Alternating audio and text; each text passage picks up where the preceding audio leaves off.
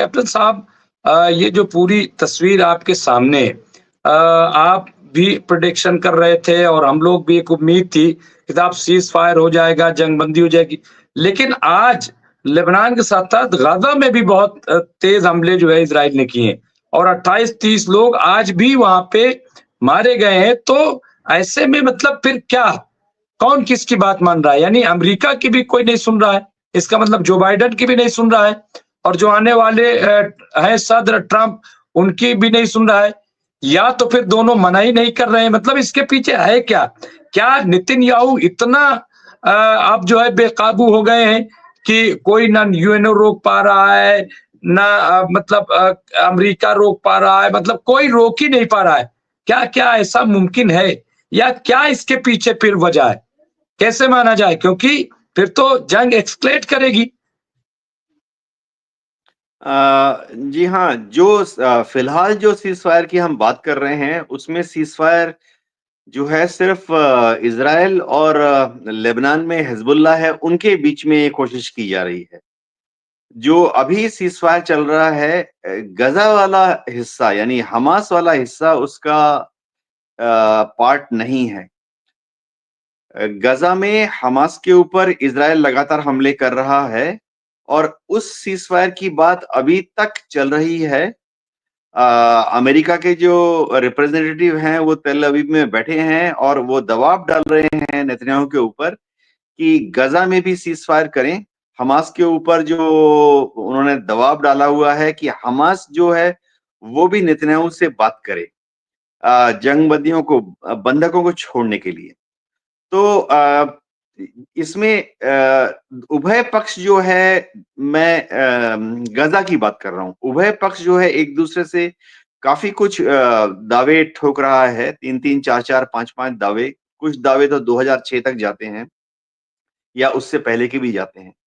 लेकिन ख़ास चीज़ जहाँ पर एक चीज़ जिस पर ये पूरी सीज़ फायर गज़ा में अटकी हुई है, वो है कि इज़राइल कह रहा है कि पहले ये जो 100 या 101 इज़राइली बंधक हैं, गज़ा में हमास के पास, वो छोड़े जाएँ। और इज़राइल कह रहा है उसके बाद बाकी बमबारी वो बंद कर देगा और बाकी जो चीज़ें हैं, जैसे हमास ये कह रहा है कि इज़राइल की फ़ौजें गज़ा से बाहर निकल जाएँ। उस तरह की चीज़ों पर तब बातचीत हो सकती है जब एक बार इज़राइल गज़ा पर बमबारी बंद कर देगा। तो सबसे बड़ी बात है कि अभी कतार इन बातचीतों में अपने को शुमार नहीं कर रहा है। इन बातचीतों का एकमात्र ज़रिया फ़िलहाल मिस्र है। एर्दोगान साहब ने और तुर्की ने पिछले 48 घंटे में इन बातचीत में शामिल होने के लिए कोई ख़ास जद्दोजहद या उत्सुकता नहीं दिखाई है। तो फिर हमास के साथ कौन बात करेगा? क्योंकि हमास के साथ ना इज़राइल के डिप्लोमैटिक लाइन्स, टेलीफ़ोन लाइन कह लीजिए या कोई भी खुले नहीं हुए हैं। हमास के साथ अमेरिका का भी कोई डिप्लोमैटिक लाइन या टेलीफ़ोन लाइन नहीं खुला हुआ। तो पहले क्या होता था कि कतार और हमास के बीच में एक कंटीन्यूअस डायलॉग होता था और हमास जो भी चाहता था, कतार उसको इज़राइल को और अमेरिका को बताता था। अब हम उम्मीद करते हैं कि आज रात से और कल से मिस्र जो है इस रोल को अदा करना शुरू करेगा। जो कुछ भी हमास कहना चाहता है अमेरिका को और इज़राइल को, वो हमास मिस्र को बताएगा और एलसीसी या उनके जो नुमाइंदे हैं वो हमास की बात को आगे इज़राइल और अमेरिका तक बढ़ाएँगे। तो फिलहाल उम्मीद की किरण सबसे बड़ी या अच्छी बात ये है, जैसे मैंने पहले भी कहा कि अभी तक हिज़्बुल्लाह ने अपने जो फाइटर्स हैं उनके ऊपर कंट्रोल रखा हुआ है। हिज़्बुल्लाह के जो लड़ाके हैं वो बहुत ही ज़िम्मेवारी से सीज़फायर का फॉलो कर रहे हैं और बिल्कुल कैप्टन साहब, और जी। ये आपने एक बात कही तो उस पे ज़रूर बातचीत हो। मैं फ़ज़ील साहब कैप्टन साहब से जानना चाहूँगा और बात करूँगा कि क्या ये एहसास कमतरी में मुब्तला हो गए नेतन्याहू या इज़राइल, या उसमें कहीं न कहीं अमेरिका को भी लग रहा है कि साहब पूरा यूरोप लग गया, अमेरिका लग गया, 2-3 चीज़ें थी वो सॉल्व नहीं कर सके, उस तक पहुँच नहीं सके। एक तो ये कि हमास को नहीं ख़त्म कर पाए, कैप्टिव्स नहीं छूट पाए, नंबर 1। नंबर 2 की जो हौती है, उसने पिछले 13 महीने से रेड सी को ब्लॉक कर रखा है, और जितना ब्लॉक कर रखा है उतना आज भी ब्लॉक है। यानी कोई टस से मस हुआ नहीं, बल्कि अमेरिका की वहां पे जो भी सैन्य व्यवस्था थी, वो सब वहां से भाग खड़े हुए। जो भी वहां पे वहां रुके नहीं, कई ड्रोन, यानी 1 दर्जन से ज्यादा बड़े इंपॉर्टेंट, बड़े महंगे ड्रोन, वो अमेरिका के हौती ने मार गिराया। फिर वहां पे जिस तरह से पनडुब्बी का इस्तेमाल शुरू कर दिया था, यानी पानी के अंदर ड्रोन, एक ड्रोन वो बनाया हौती के पास है जो पानी के अंदर वो ड्रोन काम करता है, तो उसे नहीं कर पाए। तीसरा, अगर आप देखें हिजबुल्ला, हिजबुल्ला को भी इन्होंने थॉट भेजा, तमाम जो है एयर सिस्टम भेजे, लेकिन इसके बावजूद हिजबुल्ला जो है वो फायर कर दे रहा थी लबीब पे। मतलब ये तमाम चीजें, तो क्या इनको एहसास कमतरी हो गई? क्या इनको इस बात का डर हो गया कि दुनिया के सामने कहीं हमारी कमजोरी न जाहिर हो जाए, कहीं ये ना हो जाए साहब इनके पास तो कुछ है ही नहीं, ये तो ढोल में पोल निकले। कैप्टन साहब। देखिए, किसी भी लड़ाई में आमतौर पर ऐसा कहना कि ये साइड 100% 100% जीत जाएगा और वो साइड, दूसरा साइड जो है 100% हार जाएगा, ऐसा होता नहीं है। लड़ाई जब तक चलती है, कभी ये पलड़ा भारी होता है, कभी वो पलड़ा भारी होता है। जहाँ तक हौतीस की बात की, आपने सही फरमाया। हौतीस ने जो कामयाबी, मैं तो कहूँगा जो शानदार कामयाबी दिखाई लाल सी को कंट्रोल करने में, उसमें उनका कोई सानी नहीं है। उन्होंने अपने हथियारों का इस्तेमाल लाजवाब तरीके से किया, और सबसे बड़ी बात है कि उन्होंने ईरान के द्वारा दिए गए हथियारों को अपने यहाँ पर और मॉडिफाई करके उनकी जो कैपेबिलिटीज़ थी और ज़्यादा बढ़ाई। जैसे आपने सही फरमाया कि उन्होंने पानी के ड्रोन का इस्तेमाल किया, जिसने कि अमेरिका की नेवी के शिप्स को भी जाकर हमला करके चोट पहुँचाई। हाँ, ये हो रहा है लाल सागर में अभी कि हौतीस का दबदबा इतना ज़्यादा है कि दुनिया भर की कोई शिपिंग अगर लाल सागर से जाना चाहती है, तो 2 चीज़ें करनी पड़ती हैं।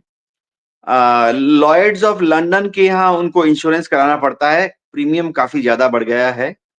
दूसरी चीज़ उनको ये करना पड़ता है कि वो मिस्र के यहाँ पर अलेक्जेंड्रिया पोर्ट में, सुएज़ पोर्ट में जाकर खबर दे देते हैं पहले से ही, और फिर मिस्र के जो नुमाइंदे हैं वो हौतीस को बता देते हैं कि फलाना-फलाना शिप आ रहा है।